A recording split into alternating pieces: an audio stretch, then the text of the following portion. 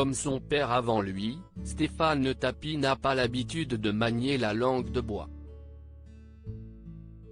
Invité sur le plateau de BFM TV ce mercredi 16 janvier, le fils de Bernard Tapie a brièvement évoqué la prochaine élection présidentielle.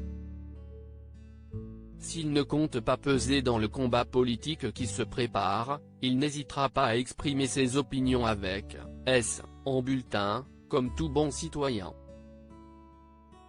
Après avoir assuré qu'il ne rentrerait jamais dans le débat, Stéphane Tapie a ajouté, sauf si Zemmour est en passe de gagner.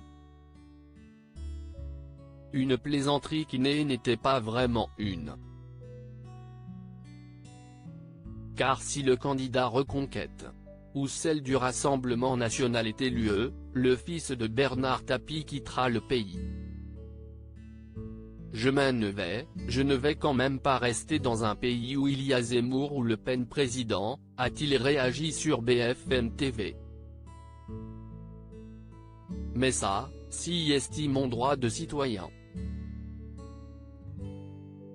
Mon devoir est de voter et mon droit est de me casser, a-t-il conclu, sans vouloir en dire davantage au sujet de la politique. En revanche, Stéphane Tapie a pris la parole pour évoquer les dernières volontés de son père, décédé le 3 octobre dernier d'un cancer.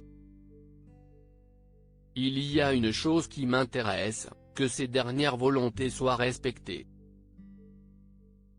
Elles étaient claires et nettes, que ce soit Xavier Niel qui puisse reprendre le Provence.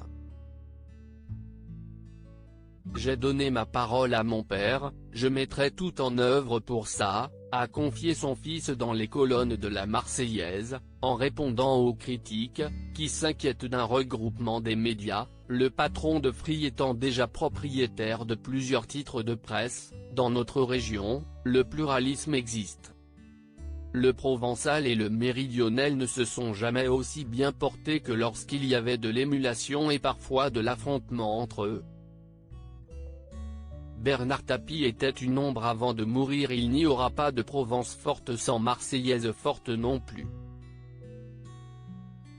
Chacun sait que mon père, en reprenant la Provence, avait salué le travail des journalistes de la Marseillaise, au-delà des divergences de vues politiques et des intérêts économiques qui existent, ajoutait Stéphane Tapie, déterminé à faire respecter les dernières volontés de son père.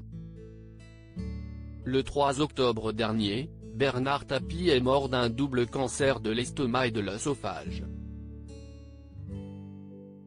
À Yahoo, son ami Michel Drucker racontait les dernières semaines de l'ex-homme d'affaires. Il était là. Une ombre. Une ombre. Il avait la peau et les os émaciés.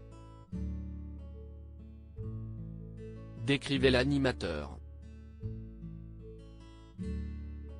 Avec tout ce qui lui restait de voix, il a justement évoqué, alors qu'on ne s'était jamais parlé depuis près de 60 ans, « Tu te souviens quand tu m'as présenté ?»